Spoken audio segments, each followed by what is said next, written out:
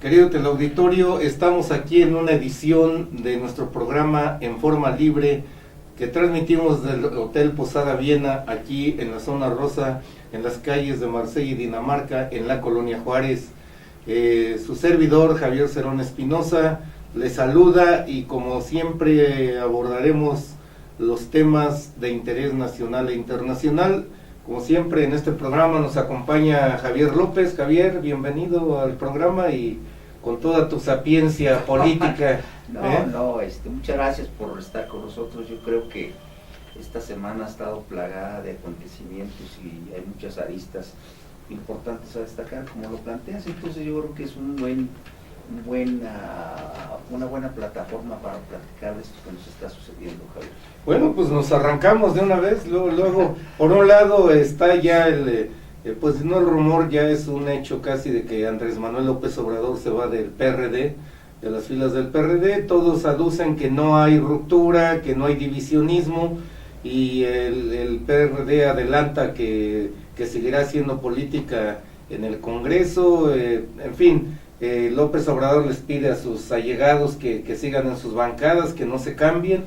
Entonces, pues yo creo que es un claro signo de que ya no las tiene todas consigo López Obrador. Eso es dándole una lectura política. Creo que, o no, más bien no creo, sino que es un hecho de que ya el apoyo que él supuestamente venía teniendo se está diezmando, se está debilitando, y por lo tanto, y hoy precisamente amanece una información con que Manuel Camacho Solís, que es el ideólogo principal de muchas cosas dentro de la izquierda, pues dice que Peña es el presidente y que esto es a partir de que el tribunal pues reconoce su triunfo. Ese sería el primer punto que abordaríamos. Javier, ¿tú cómo lo ves? Bueno, pues yo tendría un punto de vista también sumado al tuyo, pero con una acotación.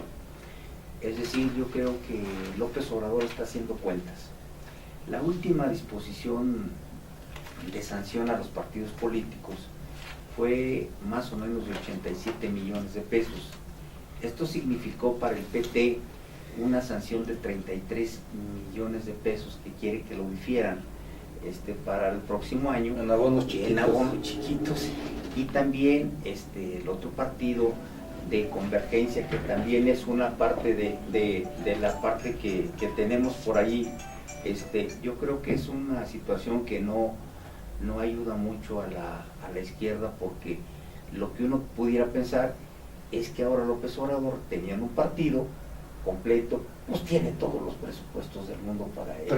Tres presupuestos, y ya no tendría necesidad de estar ahí pidiéndoles frías a todos los demás. Entonces, la parte política es entendible, y es entendible por una razón, porque de alguna manera pues él sí ya le han fijado las posiciones más claras.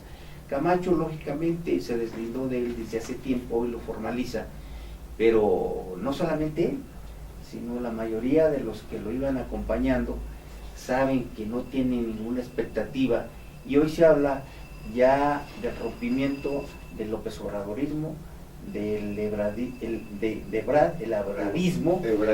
y el perredismo. Entonces todas estas corrientes que siempre han sido, desde el punto de vista político, el chuchismo. Entonces esta mezcla, este cóctel de circunstancias, pues hacen muy interesante ver el futuro de López Obrador. Ya en principio no se va a ir a su rancho allá donde decía que sí, no sé a dónde. El rancho, con todo respeto, querido, el auditorio, se llama La Chingada. El rancho está en el estado de Chiapas, así se llama. Digo, es una situación que él dijo, yo me voy a mi rancho, si pierdo, me voy a la chingada. eso dijo así. Pues a lo mejor el rancho va a seguir esperando el otro tiempo, pues porque el tipo sabe del entramado de la política, y el cuate es un animal político. Entonces yo creo que ahí radica fundamentalmente el hecho de que no se quiere retirar. Tiene un activo de más de 15 millones de votos, mucho más que el PT, mucho más que el propio PRD. Entonces su capital político se lo lleva. ¿En qué se va a traducir? Pues en lo que tú planteas, en la creación de una organización política y probablemente después en un partido político. El tipo tiene un activo que está ahí, que tiene gente. Al cabo de los años, pues vamos a ver cómo resulta, si estos seguidores de él son solamente de él, o también se dividían en todos los partidos, y entonces tendremos que darle una proporción a lo que es López Obrador, a lo que es el PT, a lo que es el PRD, porque López Obrador, como figura, ha sido avalado por una serie de organismos, no ha sido el solo. Entonces, la posición de Camacho, como tú comentas, pues es muy significativa, es abierta, y ya habla de una confrontación directa. Así es, Manuel Camacho, ya en su calidad de senador, él hace el análisis, señala que la salida de López Obrador sí va a afectar al partido, al PRD, él lo ve así, en ese sentido de que, bueno, pues se pierde de alguna manera un capital político que representa a López Obrador, pero más allá las demás corrientes, las tribus como les llaman, por ejemplo, hoy en Milenio, este programa lo transmitimos hoy, día martes 11 de septiembre de 2012, para que usted tenga la ubicación, las informaciones que estamos analizando. Por ejemplo, Armando Ríos Peter, que es senador del PRD, ¿no? Dice: el grupo parlamentario del PRD se mantendrá unido, seremos promotores de la unidad y el fortalecimiento. Otra corriente, Ifigenia Martínez, ex secretaria general del PRD: la decisión de AMLO es seguir un camino propio al que él abre las puertas para quien quiera continuar con su lucha. Uno más, Martí Batres, ¿sí?, legislador ahora del PRD, dice: vamos a seguir en el grupo parlamentario del PRD y simultáneamente participaremos en el proceso de consulta. Y una más, Dolores Padierna, que ahora es senadora perredista y que fue secretaria general del PRD, ¿sí? Que dice que la izquierda democrática nacional se quedará en el PRD. Dice: no encuentro otro lugar más que para seguir luchando por el ideal que tenemos.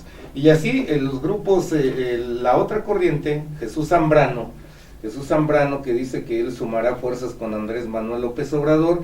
Yo creo que son formas políticas, no tanto de fondo, porque hay que recordar que Jesús Zambrano también tuvo enfrentamientos con López Obrador, ¿sí?, y que a final de cuentas, bueno, terminó por ahí. Hay que acordarte que Jesús es de la corriente de los chuchos, junto con el otro chucho, con Amalia García. Entonces es su corriente, y a final de cuentas, bueno, pues ya como líder del PRD, bueno, pues tuvo que de alguna manera acoger a López Obrador y guardar las formas, no le quedó otra. Entonces yo creo que el panorama ahí está. Uno de los que más ha sacado la cara por López Obrador, que es Ricardo Monreal, quien fue su coordinador de campaña, pues dice que nadie se va a cambiar de bancada, y descarta que los representantes del movimiento progresista en el Congreso, cualquier fragmentación, ruptura, fractura, no es lógico que en el Congreso se van a mantener unidos, y más que ya cobrando, pues cualquiera se mantiene unido, ¿no? ¿Sí? Entonces esa es la situación que prevalece en ese movimiento progresista.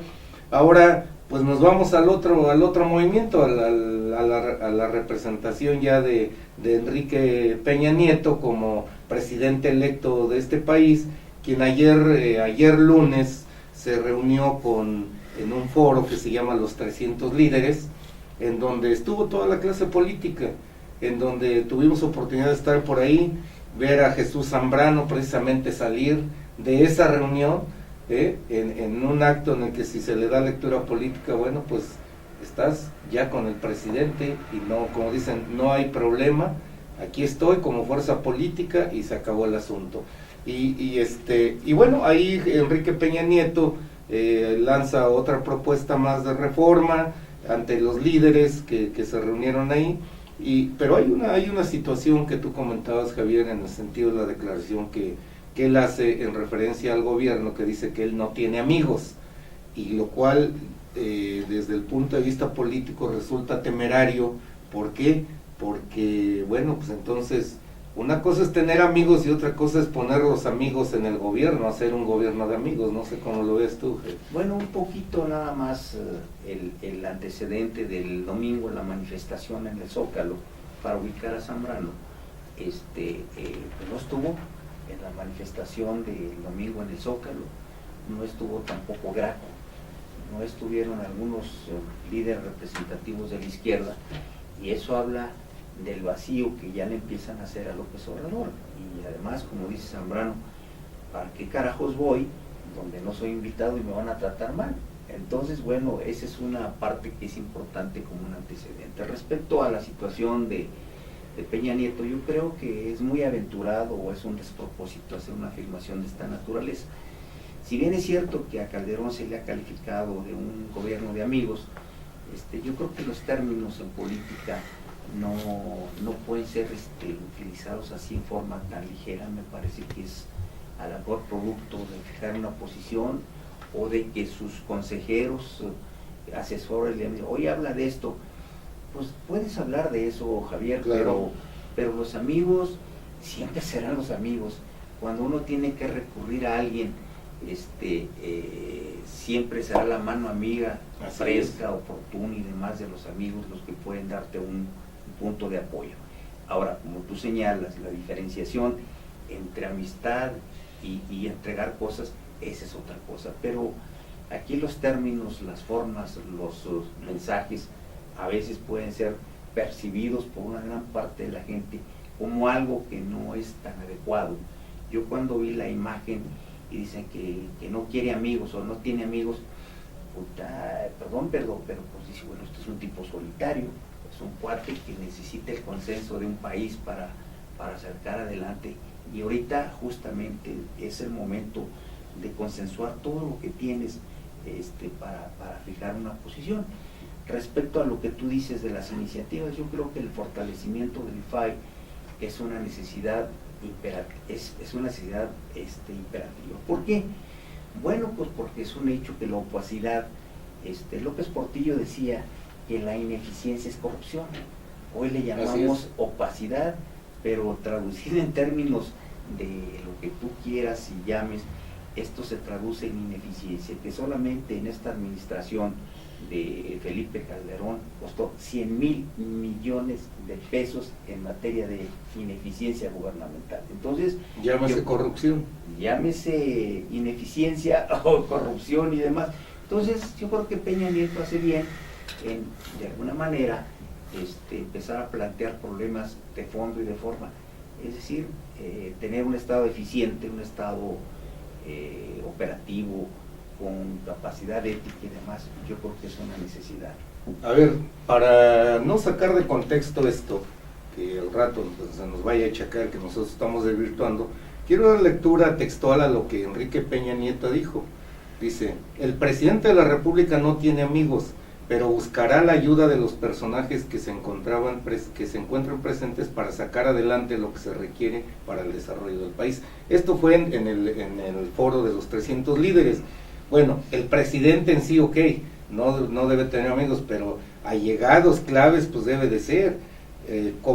O sea, aquí lo que faltó es lindar, bueno, como persona tengo amigos, pero como presidente, pues soy el presidente de todos los mexicanos, punto. ¿Sí? Entonces, yo creo que se presta a la interpretación y a la lectura, pero finalmente, bueno, él así lo planteó, así se respeta, y vamos a ver qué tanto no tiene amigos. Porque yo no sé en dónde quedaría entonces Luis Videgaray, dónde quedaría Osorio Chong, dónde quedarían la gente más cercana. Es como si tú sales como candidato y dices, oye, eres mi amigo, ven a apoyarme, ¿sí? Y al final de cuentas, si sabes que no tengo amigos, pues entonces ¿de qué se trata? Oye, ¿me estás desconociendo? ¿Sí? O sea, si nos vamos desde el punto de vista de la gobernabilidad, bueno, a lo mejor es aceptable, pero soltar en estos momentos que no tiene amigos, y entonces ¿cómo llegó? Sí, yo creo que el manejo de las percepciones es muy importante. Caso concreto, en la Ciudad de México la gente percibe que es la ciudad más segura. Eso es lo que se percibe. Se percibe, bueno, que pero en el terreno de los hechos, bueno, pues estamos viendo ayer un desastre terrible con un asalto a una camioneta. Pero no es el primero, Javier, en el centro, la otra vez el centro joyero. Sí, entonces, los muchachos de los petardos. Entonces, todavía la gente dice, bueno, es la ciudad más segura, y sale y camina en la noche y va a centros nocturnos y demás. Entonces la percepción de seguridad tiene un sentido, claro, aunque la práctica sea otra cosa. La realidad sea otra. La realidad sea otra. Entonces, esto de las percepciones en relación a lo que dices y cómo lo entiende la gente, pues es es a discutir y a veces es muy riesgoso. Así es, entonces pues ahí dejamos el asunto con Enrique Peña Nieto. Él lanzó su propuesta de precisamente que se llama la iniciativa para crear la comisión de anticorrupción, ¿sí? Una propuesta de anticorrupción, lo que tú señalabas.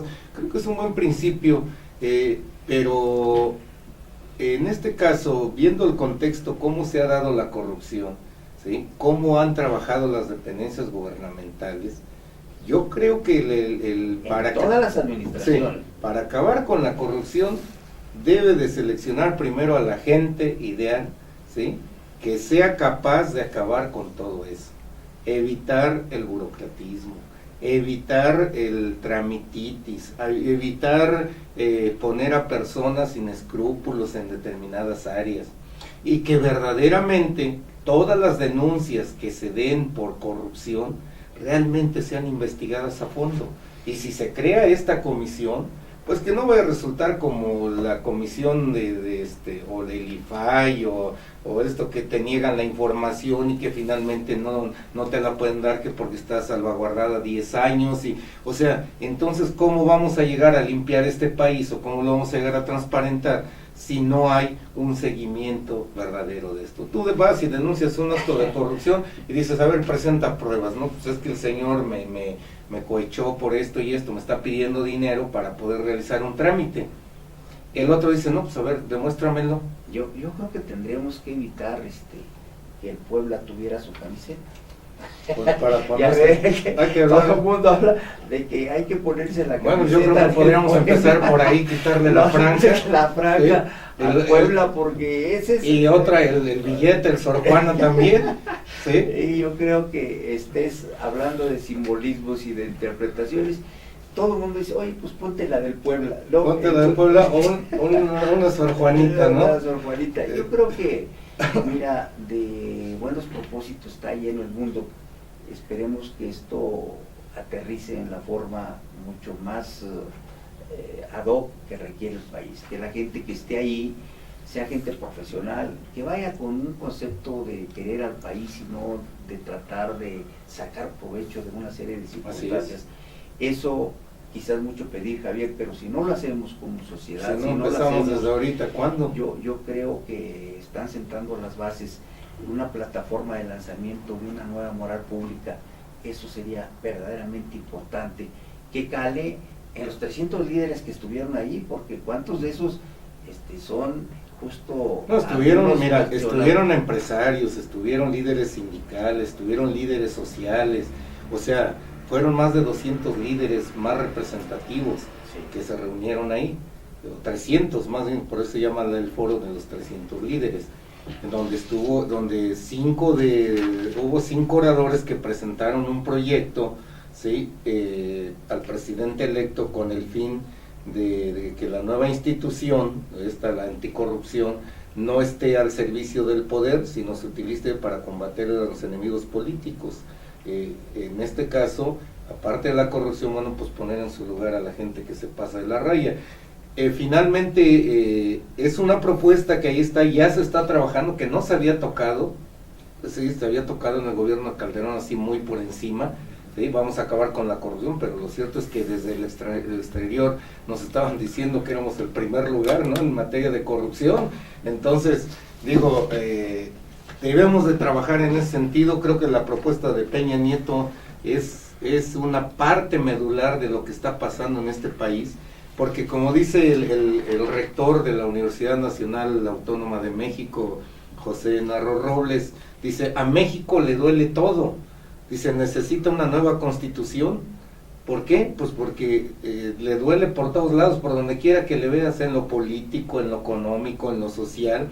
Entonces ya tienen que adecuarse más los tiempos y sobre todo ver precisamente qué tanto puede pesar una reforma política, ¿sí?, para que esta Constitución realmente se cumpla, porque la Constitución pues está más violada por todos lados que un queso gruyere, ¿sí?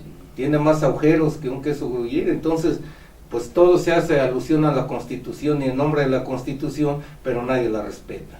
Entonces creo que la propuesta del rector sabe bien lo que está diciendo, tiene que ponerse a trabajar el Congreso de la Unión en ese sentido, y por lo tanto, bueno, pues se tiene que fortalecer el país con nuevas medidas constitucionales que le permitan salir adelante.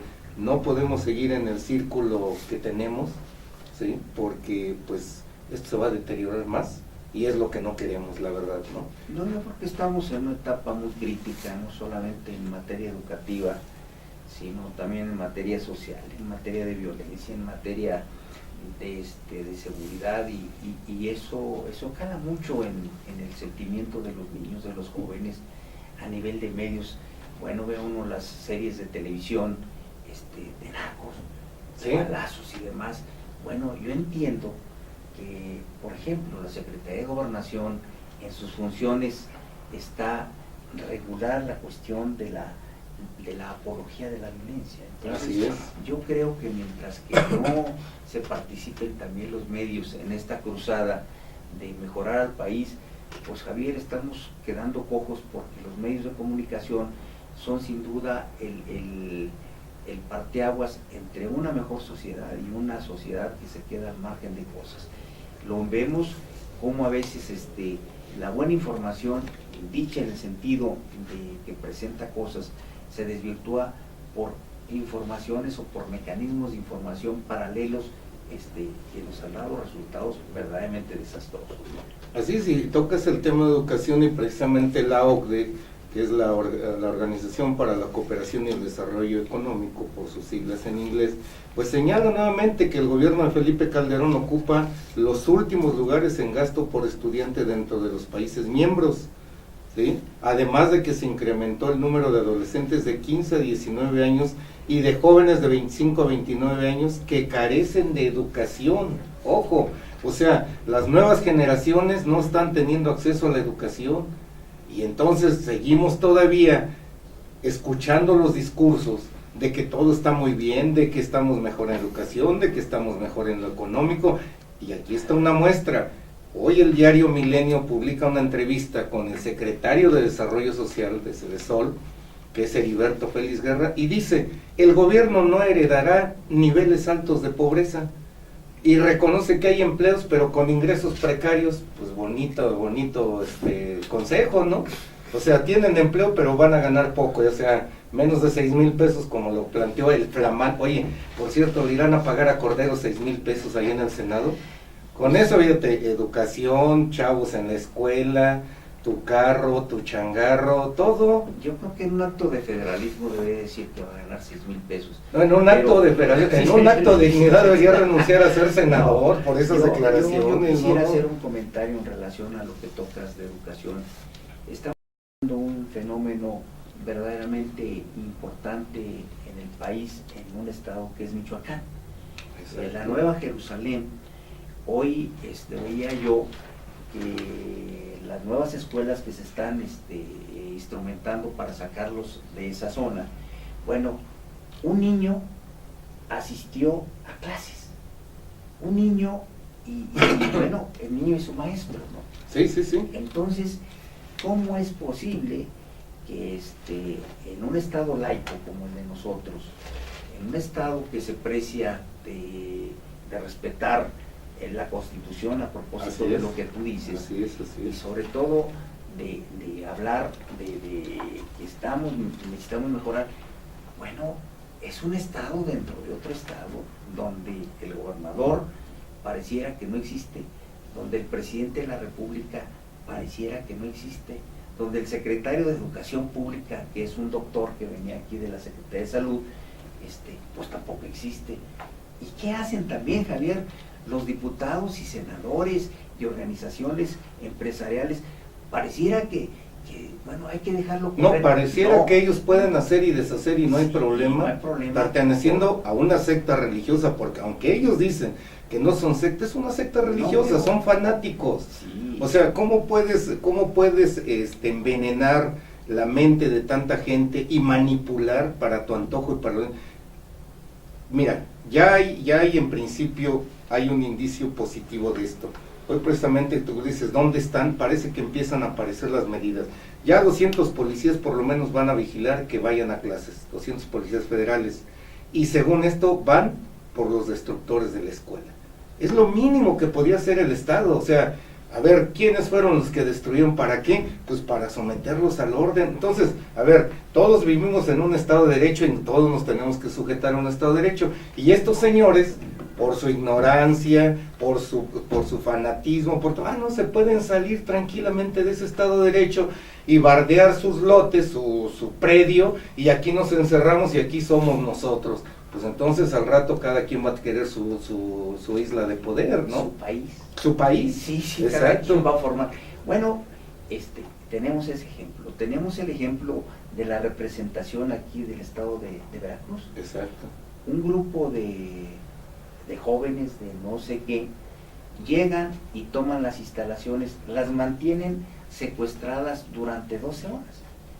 Y Javier, auditorio, nadie dice nada. Es más, se dan el lujo de dar una conferencia de prensa. Ayer también tomaron otras instalaciones de otro gobierno. Entonces, bueno, ¿dónde están las autoridades que son las responsables de justamente garantizar la seguridad y el respeto a las personas?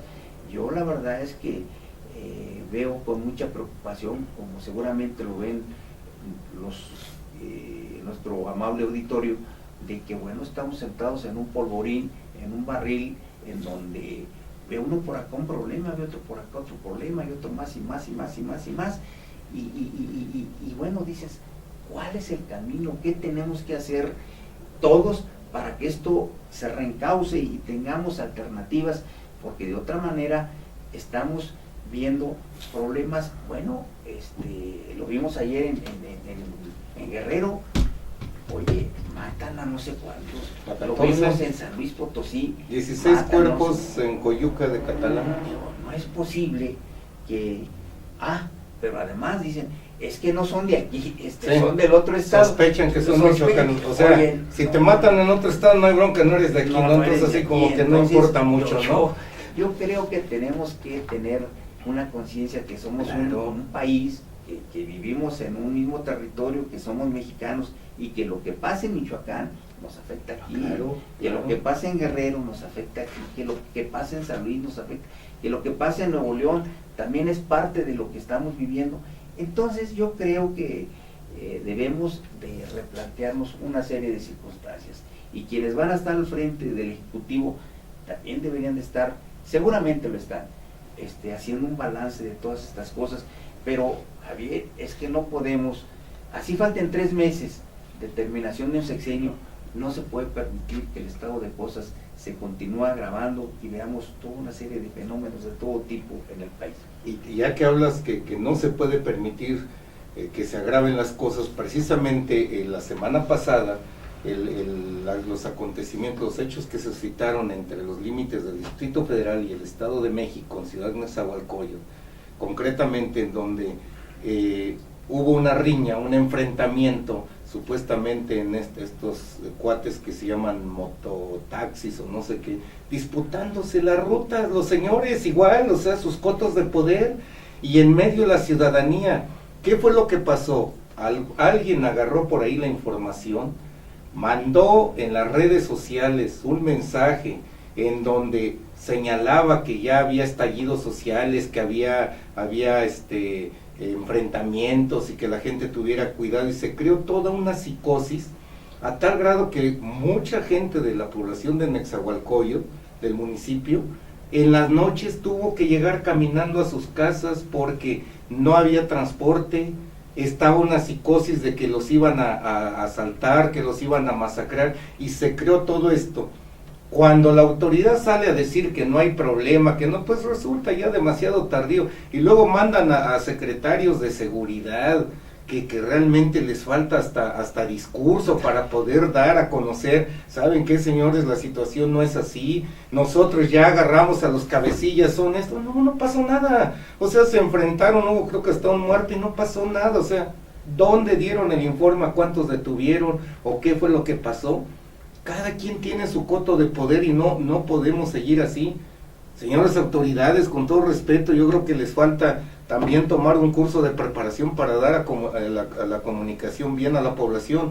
No por el hecho de ser secretarios de Seguridad Pública quieren decir que ya saben hablar muy bien, ¿eh? A mí me tocó ver varias entrevistas y la verdad, titubeaban, estaban nerviosos y no tenían un planteamiento claro qué era lo que estaba pasando. Y si la autoridad no tiene el planteamiento claro, imagínate todo lo que se genera entre la sociedad, sí, ¿no? Yo creo que este estado de cosas en el país se ha generalizado. Yo con mucha frecuencia pues voy a Veracruz, entonces el fenómeno que vivieron aquí en esa y la parte conurbada con la Ciudad de México también se vivió allá. Es decir, los padres de familia fueron por sus hijos, que había balazos, que había muertos, que había no sé qué tanto. Bueno, se repite de nueva cuenta en San Luis Potosí, a la 1 de la tarde, una ciudad que tiene cerca de 1,5 millones o 2 millones de habitantes, se paralizó totalmente. Entonces volvemos otra vez al mismo fenómeno, la capacidad de respuesta para un problema de esta naturaleza está muy alejada de la realidad. ¿Por qué? Tú haces un planteamiento muy claro, los funcionarios no tienen el nivel de respuesta, de discurso, de autoridad moral para tranquilizar a alguien, porque si a mí, si yo veo a un cuate que es un secretario de seguridad y pareciera que es de los incendiarios, porque no, te da una impresión de que, ay, joder, la fregada, si este es el que va a poner orden, pues cómo estarán los demás, ¿no? Pues sí. Y sí es cierto, la lucha por los votos de poder, bueno, de los mototaxis o como se llaman, está perfectamente delimitado, no es de ahorita. Es decir, ¿a poco nacieron ayer? ¿A poco es otro acto ayer? Más de corrupción, bueno, de solapamiento de las autoridades. De cualquier tipo. Y alguien se está llevando una tajada ahí por solapar a esos tipos, ¿no? Cuando hay una área de autotransporte que debería regular todo esto, no. Cada quien hace su ruta, cada quien hace sus bases, cada quien pone sus leyes y aquí somos nosotros y por la fuerza nos vamos a imponer. Posteriormente se habló que no, que los zetas contra la familia michoacana, o sea, toda una psicosis que a final de cuentas a estas alturas las autoridades no han podido transmitir una información certera de lo que sucedió ahí. Así de fácil. Javier, recientemente tuvimos problemas, y digo como ciudadano, en la parte de Tepito, hubo una confrontación o un enfrentamiento verdaderamente brutal, en donde se veían los tipos corriendo, donde se veían incendiando armados y demás. Bueno, volvemos otra vez al fenómeno de la violencia, ya muy segmentada, muy tipificada, muy focalizada. ¿En dónde está un problema? Aquí. ¿Qué sucede, por ejemplo, también con los ambulantes? Los ambulantes es un problema que está perfectamente delimitado. ¿Quién no conoce a quien dirige los ambulantes? Digo, solamente que no viva aquí, vive en Chechenia y en Bosnia. ¿Quién lo conoce? Pues te voy a decir quién es Bejarano, bueno. Y ahora es diputado. Imagínate, o sea, un tipo que recibe alrededor de 200 millones más o menos de pesos, ¿sí? Por el concepto de los ambulantes, ¿sí? Nada más de puras rentas. ¿Por qué? Porque es un botín electoral, es un filón electoral que ellos tienen. Y trata de ponerte tú como ambulante y si no estás con Bejarano, pues simple y sencillamente no entras. Ahora, Bejarano ha agarrado una fuerza después de aquel acto de corrupción del señor de las ligas, que pues tiene en su bancada de la izquierda democrática que comanda junto con su esposa esta Padierna, tiene a más de, no sé, creo que 10 diputados. Entonces, si desde ahí viene la protección a lo que tú dices, el ambulantaje, pues es un fenómeno más de corrupción. Ojalá algún colega en la Cámara de Diputados se atreva a preguntarle por ahí a Bejarano que si va a seguir percibiendo el dinero de los ambulantes. Sería bueno a ver qué explicación da el señor. Imagínate Bejarano haciendo una ley anticorrupción. ¿Cómo ves? Sensacional, ¿no? Va a decir, sí, estoy de acuerdo en todo, pero menos que me toquen a los ambulantes. Aquí quiero que metan un apartado donde esa ley diga que mis ambulantes están a salvo de todo. Entonces, vemos las ligas que hay en todo esto y ahora se puede dar una revisión y una lectura por qué tanta violencia. Pues yo creo que estamos en un punto crítico. Siempre se había criticado al PRI en los términos del sexenio, donde había el problema económico, donde había el problema político, y hoy al término de esta administración, a pesar de que la transición entre dos gobiernos es tersa, hay un respaldo macroeconómico muy serio, sobre todo en reservas de más de $250,000, ayuda mucho para que desde fuera digan estos cuates pueden pagar, pero internamente es un hecho de que se han ido muchos capitales, de que muchos empresarios están trabajando ya en otros países, de que se requiere un replanteamiento institucional, gubernamental, para que esto vuelva a funcionar y nos dé la certidumbre a todos los que vivimos aquí, a nuestras familias, a nuestros amigos, y la imagen hacia el exterior que la tenemos verdaderamente deteriorada. Así es, y precisamente enterarnos del impacto en los negocios, en lo que es la inversión y todo. Hay nada más la iniciativa privada, nada más pierde $1,500 millones por desabasto de gas natural para poder mantener su planta productiva trabajando. ¿Y esto de quién es la culpa? Pues directamente de Petróleos Mexicanos. ¿Por qué? Porque dice que no hay capacidad de transporte. Pero Juan José Suárez Cope ya dijo que sí, que van a meterle duro a la infraestructura y todo. ¿Ya para qué? Pues si él ya se va, él ya recogió lo que tenía que recoger, ¿sí? Obviamente está cerrando negocios y ahí nos vemos, ahí quédense con el problema y a ver que el que venga que lo solucione. Ahorita hay que recordar que todos están haciendo maletas, eso sí, ya falta poco, ya se van el 1 de diciembre, están haciendo sus maletas, cuiden bien los inventarios porque se llevan hasta la fuente que tienen ahí de adorno. Hasta las carpas de Israel se van a llevar. Así es. Pero bueno, yo quisiera hacer un comentario paralelo a la cuestión del gas natural. Hay un desperdicio absoluto del gas natural, quizá, bueno, nosotros que por cuestiones de trabajo regularmente andamos por ahí volando, ustedes pueden ver en las plataformas o cerca de las zonas petroleras cómo se están unas flamas siempre encendidas. Ese es gas natural. Es el que queman. Es el que queman a la atmósfera. Se aprovecha, bueno, no sé en qué proporción. Es el 2% del total de producción, pero son miles de millones de barriles de gas natural. Entonces, ¿qué pasa? El gas natural es mucho más barato, es decir, es más barato un 35%, pero hay un problema que se ha derivado justamente a partir de Fox. Se dijo, vamos a crecer un 7%, se instalaron plantas a partir del gas natural, inclusive una reconversión industrial en ese sentido, y pareciera que todo iba miel sobre hojuelas. No fue así, porque el problema de la generación del gas natural, bueno, pues es un problema que no ha sido resuelto todavía. Y además, el manejo del gas natural tiene una circunstancia muy especial. Por ejemplo, ¿cómo se surte el Estado de México y la Ciudad de México? Bueno, pues por los ductos que llegan hasta Tlalnepantla, y Tlalnepantla es el principal distribuidor de gas natural. Entonces, cuando se empezó a implementar aquí por Gas Natural, que es una empresa francesa, y Maxigas, que es una empresa, Gas Natural, que es una empresa española, y Maxigas, que es una empresa francesa, o sea, es Gas de France. La verdad es que hubo muchos problemas para que tú tuvieras tu gas natural y tú lo controlaras, porque es mucho más barato. ¿Qué es el argumento? Pues que calienta menos. Pero si tuviste que perforar las calles y demás a efecto de poder hacer las instalaciones, ¿cuál fue el resultado de esto, Javier? Bueno, pues que los franceses son más corruptos que nosotros. Sí. ¿Por qué?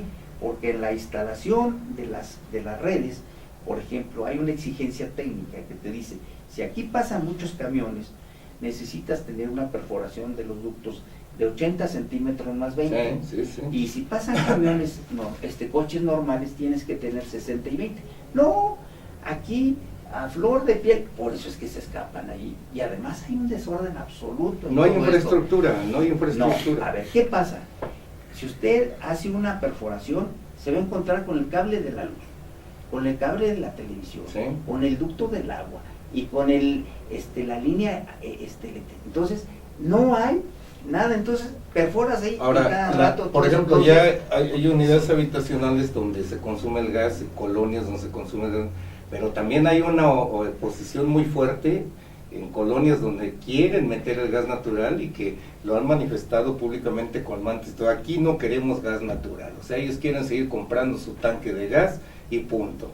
O sea, no lo quieren. Te doy una explicación. Esta es una campaña del gas, del LP. Sí. Nada más para que tengan un... No, claro, pues es la disputa del mercado, Javier. A Josué y a ti les pregunto, ¿han comido tacos al pastor? Claro. Bueno, pues cuando están comiendo tacos al pastor... Y tacos pateados, ¿no? Te estás comiendo el taco más químicamente puro de todo el mundo. Es decir, equivale cada orden de taquitos, es como si usted se echara 20 o 30 cigarrillos seguidos, así de simple. Entonces, ¿qué significa? Te comes un taco químicamente puro, porque es gas LP. Exacto. Ese es importante, que a veces no lo sabemos. O por ejemplo, el gas natural en los calentadores no le forma hollín, por ejemplo. El gas natural no, y el otro sí. Sí. Entonces, hay una serie de circunstancias de los gases que a veces no conocemos, y yo he visto hay unas mantas, bueno, hace tiempo se iban a agarrar a balazos aquí en la plena Zorra Rosa, los de una distribuidora de gas LP contra otro. Imaginen nada más, nuestro auditorio, que se den unos balazos y estallen unos tanques de gas. La verdad, además hay poca observancia. Cuando usted va a comer los tacos en X lugar, ahí tiene su tanque de gas, ¿sí? Tiene toda la... Sí, eso es una manguerita ahí, sí, que el día de mañana, Dios guarde la hora, pero murieron por comer tacos. Punto. Sí. ¿Listo? Tacos pateados, ¿ya sabes por qué no? No. Porque estás comiendo un taco y estás pateando el perro. Ah, sí, tacos. No te lo vaya a quitar, pues se llaman tacos pateados. Ah, mira. Un día te voy a invitar. No, Javier, no. Otro comentario al respecto. Yo creo que con eso cerraríamos el panorama, pues no lo queremos hacer crítico ni mucho menos, pero eso es lo que hay en nuestro país y no hay de otra. Estaba aquí viendo una información nada más del presente del asunto de Guerrero, 16 cuerpos encontrados, y las autoridades de Guerrero dice, llaman a familias michoacanas con miembros desaparecidos a verificar si entre las víctimas hay parientes suyos. O sea, ellos ya les vieron la etiqueta que son michoacanos, no son de aquí, entonces vengan, ¿sí? ¿Cómo sabes si son michoacanos? La otra, en Acapulco, ¿sí? No queremos espantar al turismo. Agosto, el más violento, 114 ejecutados, nada más en agosto.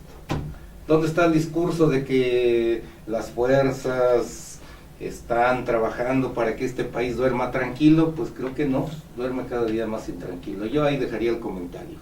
No, bueno, pues yo creo que es un mensaje muy preocupante el saber que tenemos un grado de violencia en muchas zonas del país y que bueno, terminando el sexenio, el presidente ha hablado de irse a dar clases a los Estados Unidos.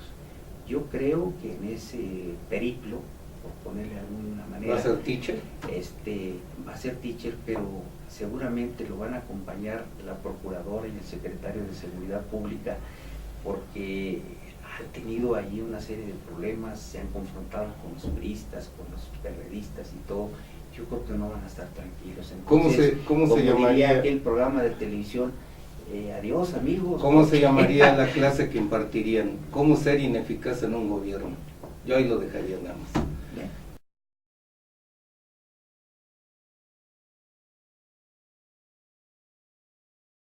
Ayer, pues nos vamos con nuestra columna, la famosa visión laboral, que quiero darle lectura a una situación, y que lo titulamos a hoy, Reforma o Contrarreforma, refiriéndose a lo laboral. ¿Sí? Y es precisamente en el medio sindical donde ya anda suelta la resistencia de los sindicatos a la iniciativa de reforma laboral presentada por Felipe Calderón, ya que es una copia fiel de que en repetidas ocasiones presentó el exsecretario del Trabajo y Previsión Social, Javier Lozano Alarcón, que ahora pues es flamante senador electo.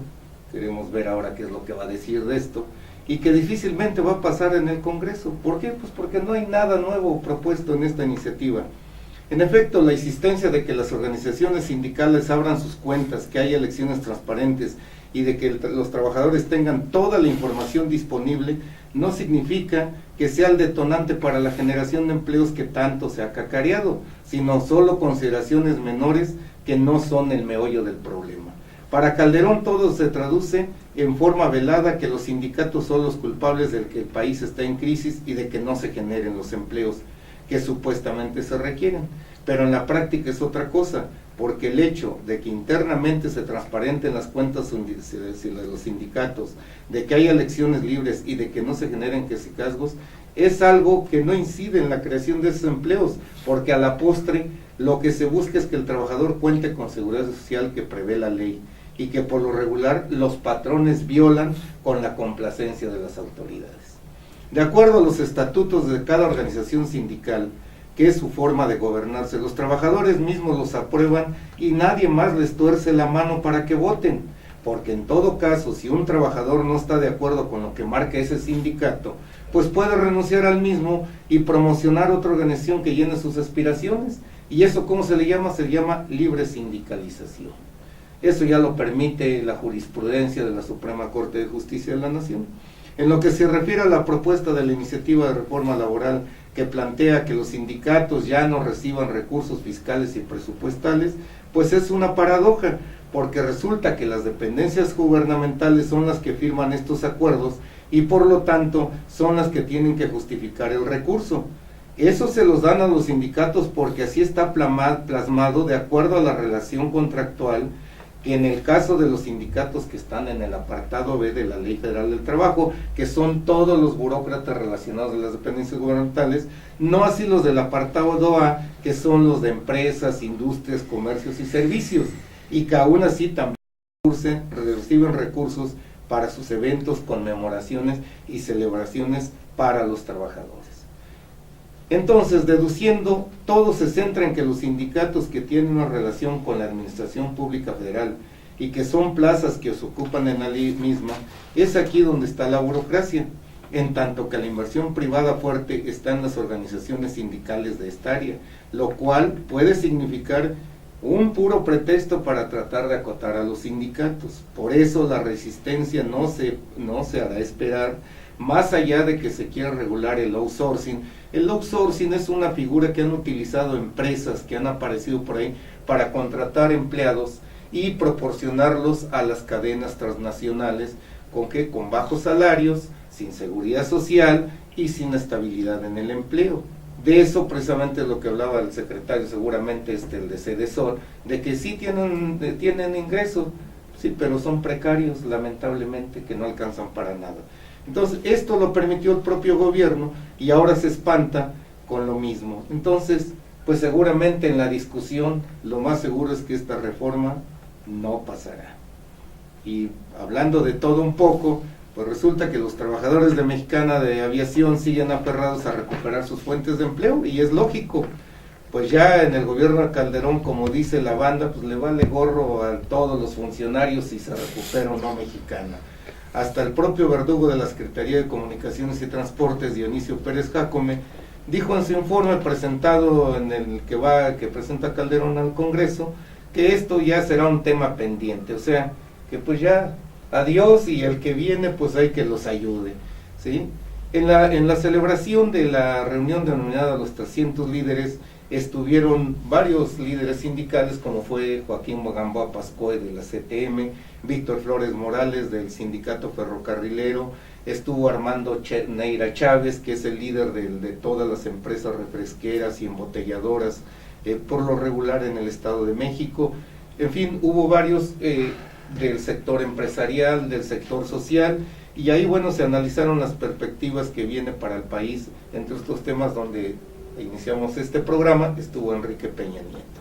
Y en lo que corresponde al ESMED, pues están agarrados del chongo con la aprehensión de Alejandro Muñoz, que fue tesorero de Martín Esparza, en lo que ya consideran como una venganza política. ¿Por qué? Pues porque se le reveló y obviamente le dijo que pues estaba transando toda la lana. Entonces, pues ustedes saben que en sus conclusiones hay una danza de millones en este asunto, y por lo tanto, bueno, pues ya se pelearon los supuestos amigos. Ahí dejaríamos el comentario, Javier, a reserva de lo que tú tengas que agregar. Por mi parte sería todo. Bueno, pues yo creo que tendríamos que ver hacia adelante, tendríamos que replantearnos qué tenemos que hacer cada uno en el ámbito de su responsabilidad, porque las cosas no están bien. y si no están bien, creo que el compromiso es de cada uno de nosotros de contribuir con un granito de arena, apoyar en todos los sentidos a quienes hacen buenas propuestas, a quienes están trabajando por el país, y sobre todo porque no es el momento de claudicar ante las circunstancias de un país diferente que se nos viene, una transición tersa en algunos casos, pero violenta en otros casos, deficiente en otros casos. Y el tema de los amigos que planteaste al principio, pues es un tema que habrá que estar muy pendientes de hasta dónde llegan los amigos y hasta dónde van a gobernar con los amigos. Eso sería lo que yo comentaría. Bueno, pues ahí dejamos el comentario. Muchas gracias por su atención, querido teleauditorio, y nos estamos viendo en la siguiente edición del programa En Forma Libre. Agradecemos a nuestro productor y camarógrafo José Cruz, y estaremos con ustedes. Muchas gracias por permitirnos entrar a sus hogares. Hasta luego.